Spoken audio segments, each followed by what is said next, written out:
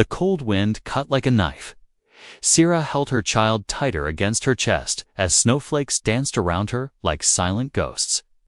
Her feet were bare and cracked, her skin turning pale blue under the frost. Her baby Luma didn't cry anymore, and that scared her more than death. The baby was so small, so quiet. Wrapped in an old blanket made from scrap cloth she had found in a broken escape pod, Sira stumbled, falling to her knees in the snow, then pushed herself up again.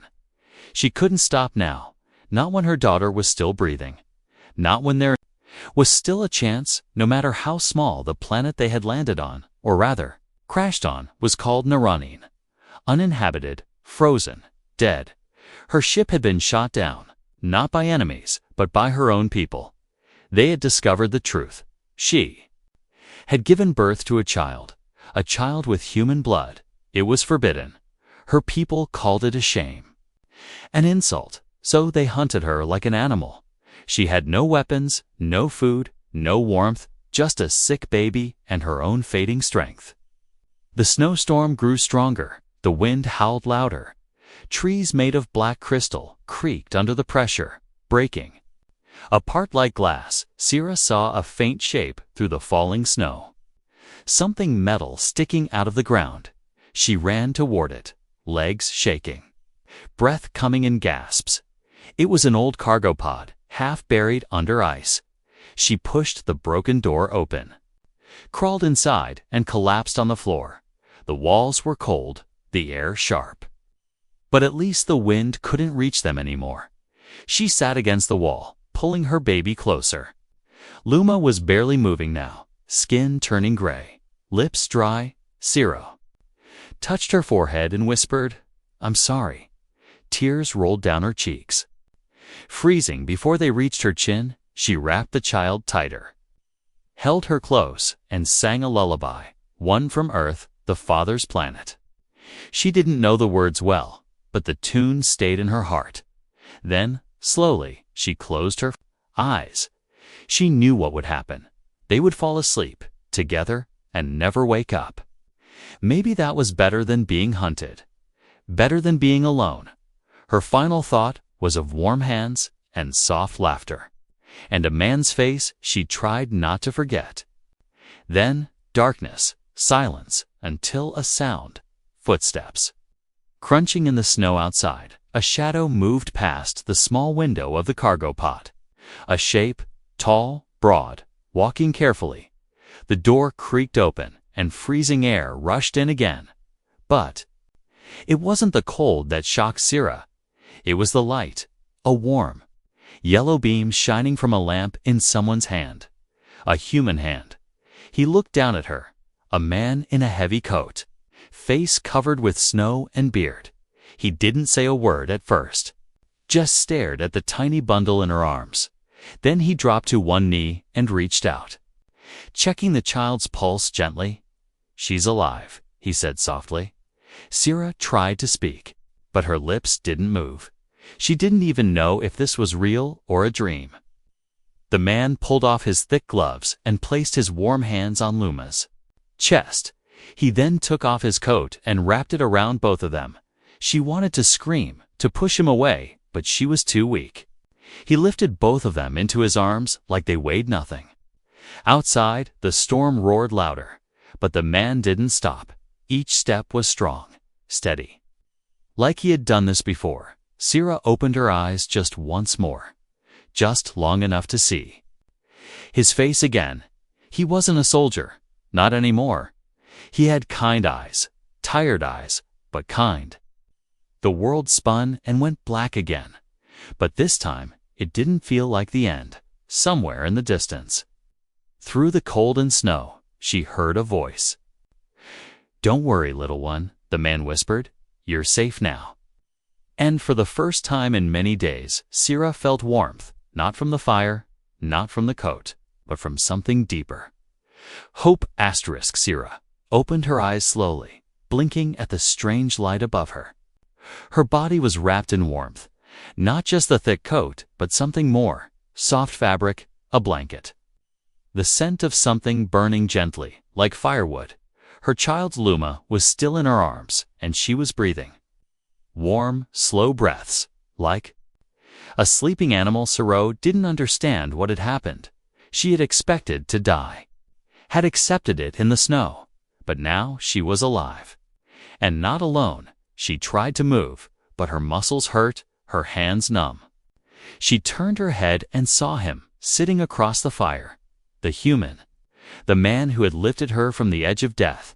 He was removing frost from his boots, his coat steaming gently as it dried near the fire. He looked strong, not just in body, but in the way he moved, calm, steady, quiet. When he noticed she was awake, he didn't rush toward her. He only nodded once and placed something near the fire, a metal container filled with warm liquid. Sira's eyes searched the room. They were inside some kind of old underground shelter, human-built, abandoned but functional. The walls were metal, patched with wires, the ceiling low but intact. There was power, warmth, food, even water dripping from a purifier. The human stood and walked over slowly, placing the container beside her. "It's soup," he said in a low voice. "Not much flavor, but hot." Sarah didn't speak. Her throat dry, her body weak.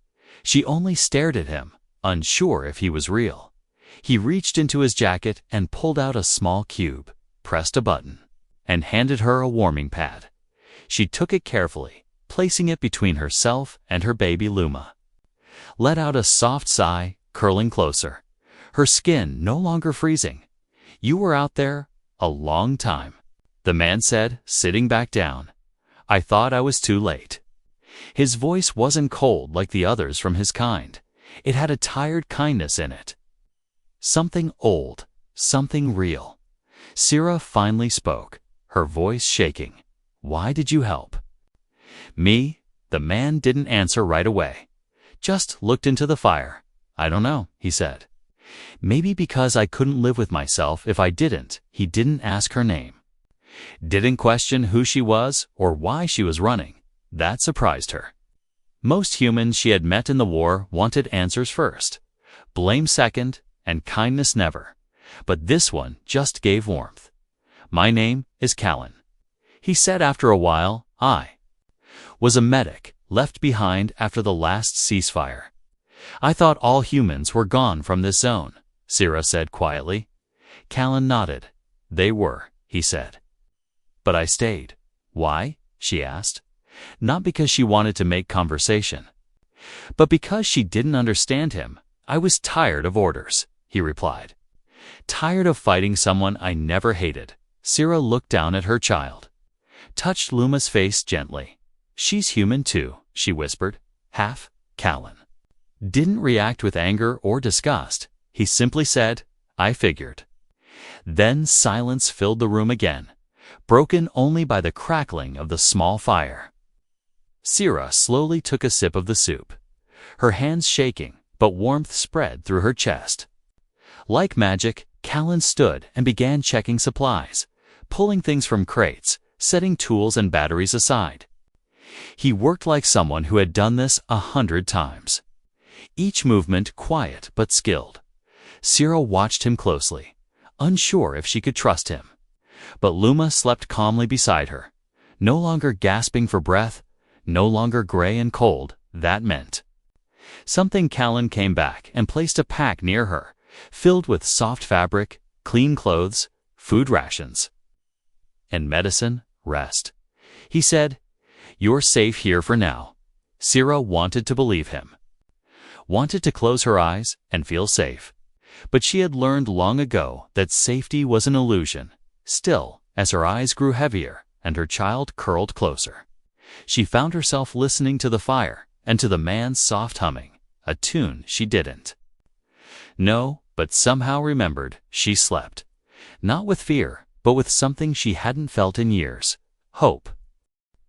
The smell of something cooking woke her. Sira opened her eyes slowly, feeling a strange sense of peace. Not comfort, she hadn't known that in a long time, but something close. Her child was warm beside her, breathing steady, cheeks no longer pale. She rose quietly, careful not to wake Luma, and followed the smell down a narrow hall. Past old panels and flickering lights, she found him. Callan stood over a makeshift stove, stirring with a metal spoon.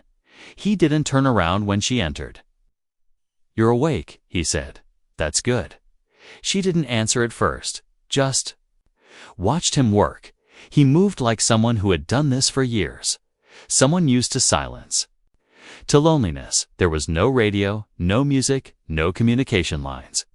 This man had lived alone on this cold world for how long? She couldn't guess.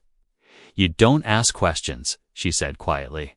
"I don't need answers," he replied, handing her a bowl. Only people who plan to judge want full stories. She took the bowl and sat on a box nearby. The food was strange but warm. Her hands shook slightly as she ate. Her body still recovering from days in the cold. "Is it always this quiet here?" she asked. Callan nodded. "Sometimes the wind howls through the vents," he said. "Sometimes I talk back to it." A small, strange smile touched her lips. The first in a very long time. He glanced at her, then asked gently, "You want to tell me her name, Luma?" Sira said, her voice soft. "It means light in your language." He nodded slowly, then said, "It fits." There was a long pause. But it wasn't awkward, just quiet. Like the space between two storms. Then he surprised her. "I buried someone. In the first year I was stranded." She looked up. "A soldier, my brother," he said, not blinking. "We were both medics. He took a hit, saving a kid enemy. Or not. He didn't care." "I'm sorry," she whispered. He shrugged once. Like the pain had settled deep, too deep to cry out anymore. "That's why I couldn't leave you in the snow," he added.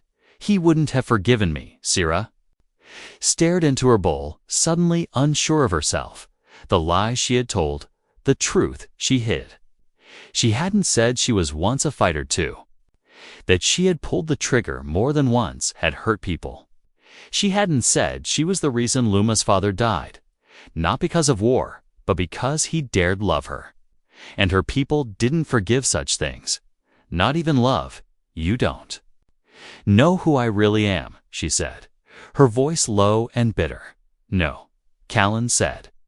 "But I know what you did. You held your child through death," he continued, "and you didn't give up. That's enough." Her hands trembled, but not from fear or cold. He wasn't judging her. And somehow that was worse.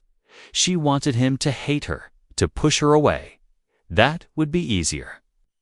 But he didn't. He stood, walked over to a shelf, and placed a small cube on the table with a soft click. It lit up, casting a slow hologram stars, orbit paths, glowing dots. "This is the last map I received," he said. "It shows a human ship passing this quadrant next month." Sira looked at the map, then at Callan. "You want to go back?" she asked. "I want her to have a chance," he said, looking toward where Luma slept. The fire behind them flickered, painting their faces in soft red light. Sira stared at the stars for a long time, her heart heavy. Somewhere in that cold sky, her enemies still searched. But maybe, just maybe, this human wasn't one of them. Snow fell again outside the hidden shelter. But inside, it was strangely quiet. Sira stood alone in the storage room, her hands running over the smooth surface of an old mirror. She barely recognized herself. The frostburn on her cheeks, the scars near her shoulder, the way her eyes had sunken from hunger and fear. But it was the mark behind her ear that made her pause, the small glowing symbol of her people, the one that would always betray her. She covered it with her hand and stepped away from the corner. A soft voice broke the silence. "She's laughing," Callan said, entering the room slowly, holding baby Luma in his arms. Sira blinked, surprised. "She never laughs." "She does now," he said, a tired smile on his face. "She has your smile too." It hit her like a slow wave. Luma was warm, safe, and smiling in someone else's arms. She wanted to take her back, to hold her, to shield her again, but she didn't move. She just watched them from across the room. Callan sat down on a crate, holding the child like he'd done it for years, not days. His hand brushed over Luma's hair gently, whispering something she couldn't hear. Sira stepped closer, her voice low. "Why are you doing this?" Callan looked up. Surprised by the question, "I don't know," he answered. "Maybe because I don't want to feel empty anymore." Sira said nothing, but her chest felt tight. The silence between them grew heavier, filled with everything they didn't say. Outside, a sudden rumble shook the shelter walls. Sira's eyes snapped toward the ceiling. Instincts sharp, trained thunder. Callan said calmly, "Just the storm rolling close," but Sira didn't relax. She knew the sound of ships too well. It hadn't been thunder. She moved past him quickly, activating a broken scanner she had found earlier. It's patched together with wires and hope. The screen flickered, then lit up red. Low orbit, small craft. Not human, not friendly.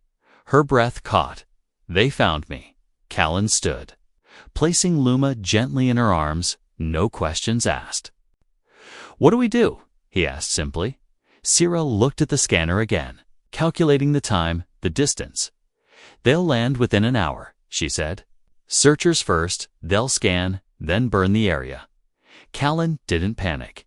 He didn't freeze. He moved, opening cabinets, gathering gear, checking weapons that hadn't been used in years. "I'll draw them away," he said, loading a signal flare into a launcher. "No," Sira said quickly, stepping in front of him. "They'll kill you. They'll kill you both if I don't," he replied. Her heart thudded, torn between survival and something deeper. "I should have never come here," she whispered. "But you did," Callan said, eyes locked with hers. "And I'm glad you did." He placed a cum tracker in her hand, fingers closing around hers. "Head east," he said. "There's a cave system 2 clicks out, shielded. What if you don't come back?" she asked. He smiled faintly. "Then remember me as the idiot who warmed you in the snow." Sira didn't want to leave, but she knew she had to. Her people wouldn't hesitate. They'd kill Luma on sight, and her too, for betrayal. She turned toward the exit hatch, then paused, without thinking.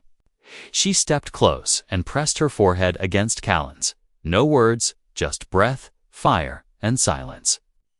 Then she was gone, vanishing into the white, baby close to her chest once again, behind her. Callan lifted the flare gun and walked into the coming storm. Snow swallowed her footsteps as she ran. Sira gripped her child close, heart pounding like a war drum. The wind whipped against her skin. But she didn't slow down. Behind her, far behind, a flare burst into the sky. Red, bright, beautiful, and dangerous. Callan had done it. He was leading them away, and she hated him for it. Not because he lied, or fought, or failed, but because he stayed, because he was willing to die for someone like her. The storm thickened, but her vision was clear. She moved fast, toward the mountains, toward the cave he spoke of. Her legs ached, lungs burned. But she didn't stop. Luma whimpered once, then nestled against her chest, trusting her mother. Not knowing the danger outside, a ship howled overhead, scanning the ground with green light. Sira ducked behind frozen rocks, breathing through her teeth, staying completely still. The beam passed just meters away, then moved on. They hadn't seen her yet, but they were getting closer. Finally, she reached the cave, black, narrow, hidden beneath twisted trees and shattered ice. She slipped inside, her back pressed against the wall, breathing hard, safe. For now, she sat down, holding Luma in her arms, and waited. Time crawled slowly, second by second. Her mind kept drifting back to Callan, to the way he looked at her, to the warmth he gave without asking anything. She had met many men in war, but none like him. No one ever stayed, not when they learned what she had done, Not when they saw the mark behind her ear. She wiped a tear from her cheek. Not from cold this time, but from something deeper. Then she heard it. Distant fire, not thunder. Plasma shots echoing through the mountains. Her heart sank. They had found him. She clutched Luma tighter, torn between staying hidden and going back. Her body told her to stay. Protect the child. Don't risk it. But her soul whispered something else. A voice that sounded like his. We survived together. She stood, kissed her baby's forehead, and whispered a promise. I'll come back for you. She wrapped Luma in warm cloth, laid her gently in the deepest part of the cave, near a power cell to keep her warm. Then she turned and ran. Back into the snow, back toward the fire. Her feet moved fast, her instincts sharper than ever. She climbed a ridge and spotted them below, 4 armored hunters surrounding a figure on his knees. Callan, his face was bloodied, hands bound, but he was still alive, still breathing. They were questioning him, scanning him, trying to get answers. One of them raised a weapon. Sira didn't think she moved. She grabbed a jagged shard of metal from the ground and slid down the hill. Snow flying around her like broken glass, she hit the first one hard in the back. Armor cracking under the blow. Before the others could react, she was already behind the second, slashing his breathing line. Callan looked up, shocked, as she stood. Between him and the last 2, are you insane? He coughed. Yes, she said. But you warmed me when I was dying. Now I'm returning the favor. Asterisk, the sky burned behind her. Smoke curled into the air as Sira pulled Callan to his feet. Blood dripping from his mouth, his face pale. She didn't ask if he could walk. There was no time. He leaned on her shoulder, barely conscious, and whispered, You came back. You should have expected that by now, she answered, but her voice was shaking. A blast echoed behind them. One of the hunters she wounded had triggered a distress beacon. They had minutes, maybe less. Sira dragged him through the snow, her legs slipping on the ice. Her hands raw from the fight. Callan tried to help, but his strength was fading fast. The wind screamed around them, furious and cold. Just leave me, he said once, barely breathing. Take the baby and go. Shut up, she snapped. You don't get to die like this. Behind them, the sky flashed again. Another ship descending. Heavier, faster reinforcements. She spotted a small canyon and turned toward it, half carrying, half dragging him through the narrow pass. Her body ached, but she kept going. Snow clung to her clothes. Her hands were shaking, her vision blurred, but she remembered Luma's face, peaceful in the cave. She remembered the way Callan had looked at her like she wasn't a monster. That was enough. Inside the canyon, they found a collapsed satellite pod, broken but wide enough to crawl into. She pulled him inside, covered the entrance with snow and scrap metal, and wrapped his body with heat packs. Then she sat beside him in the dark. Breathing fast, he reached for her hand, his touch weak. I thought you hated humans. He said, barely smiling. I did, she replied, but I never met one like you, outside. Heavy footsteps passed over the canyon, searchlights sweeping through the cracks. They stayed completely silent, even their breaths slow and controlled. When the lights moved on, Sira exhaled and leaned against him. Why did you come for me? He asked. Because you made me believe in something again. She whispered. His hand tightened around hers. Just a little later, when the scanners were gone, she helped him walk again. Back toward the hidden cave where her child still waited. The trip was slow, painful. But the sky had cleared. Stars above, wind finally silent. They reached the cave at night, and Sira rushed inside first, heart pounding. Luma was still there, warm and safe, her tiny fingers curling around the light of the power cell. Sira dropped to her knees, tears running down her face. Callan stood at the entrance, leaning against the wall, smiling through the pain. She waited. He said softly, "She always does." Sira replied, holding her child close in that moment. There were no more enemies, no more species, no war. Just a woman, a man, and a child who had survived the storm together. Luma giggled in her sleep. The sound echoed softly inside the cave. Warmer now than it had ever been, Sira watched her daughter's tiny chest rise and fall. Her small fingers curled into the cloth she held. Outside, the wind had calmed, the storm had passed, and the stars looked clear like they had never been broken by war. Callan lay nearby, his shoulder wrapped in cloth, bruises fading, body slowly recovering. He opened his eyes and met Sira's gaze across the fire. Neither of them spoke for a long time. Words had become smaller than what they now felt. She moved first, crawling over and sitting beside him. Not because he needed help, but because she did, for a while. They just sat, side by side, looking at the fire they had kept alive through the coldest hours. Then she pulled a small metal chip from her pocket, the last signal beacon she had salvaged. She looked at it like it was poison and hope in one piece. "If I activate this," she said slowly, "a human rescue ship will find us."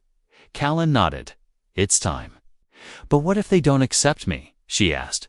"What if they take Luma and leave me behind?" Callan turned his head, his voice calm but firm. "Then I won't let them." "You can't stop a whole ship," she whispered. "I don't have to," he said. "I'll just hold your hand the whole time and say, 'This is my family.'" Her lips trembled, but she didn't cry. Not this time. Instead, she leaned down and gently kissed his forehead, then pressed the activation button on the chip. A small green light blinked, then stayed solid. The signal was out. They had done it. Now, all that was left was to wait. They stayed close the rest of the night, keeping Luma warm between them, sharing quiet stories, quiet laughter. Sira told him about her father, the one who used to fix broken sky ships with his bare hands.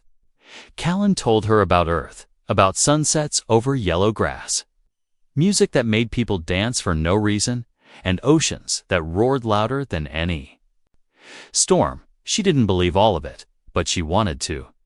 Morning came slowly. Then a low hum filled the air. They rushed outside and looked up. A white rescue craft was descending from the sky, lights sweeping the snow gently. Sira stood, frozen, Luma in her arms, her heart racing.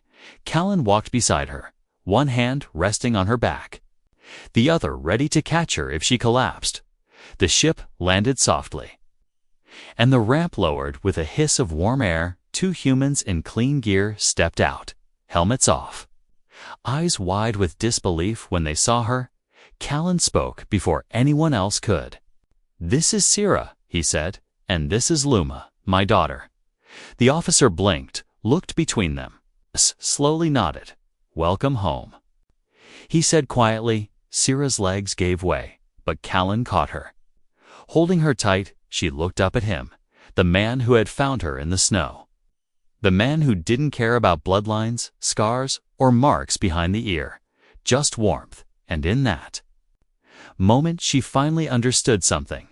She had died once in the snow, holding her child in silence, but the second she opened her eyes to his warmth, that was the day she truly began to live.